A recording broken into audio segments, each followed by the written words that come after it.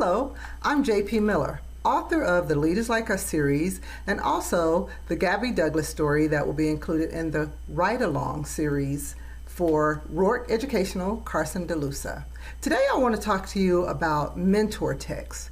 Now, mentor text is basically like the word says, mentor, meaning that we use those as authors to look at style, information, how other books have been written, and decide how we want to write our story. So for the Gabby Douglas story, the first book that I have is Gabby Douglas, Going for the Gold. And this was written in 2013 by Tori Casara. So it was right after she came back from the Olympics, so winning the 2012 London Olympics. And in this, I looked for commonalities, really. So there are certain things that we know that has to take place in the Gabby Douglas story. We know that it was her sister that recommended to her mom that she take gymnastics. We know that she was the first African-American female to win the all-around and also the individual gymnastics that year.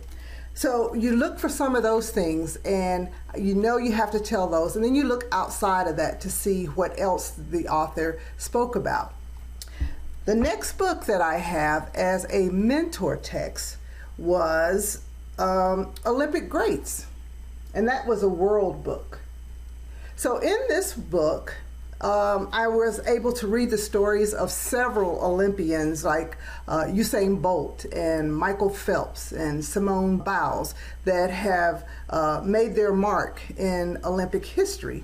And so this one was quick and to the point. It told precisely. It was more expository of what they accomplished in their career. The thing I like about this one also is that it has a map of Olympic Games from 2000 to 2016. And so it shows you how vast the Olympics is and even the lives that are touched by it in the many countries. The third book is Flying High by Simone Biles. And so this is just another gymnast that I'm able to look at and see how her story was told. Now this one was really unique. It's by Michelle Meadows.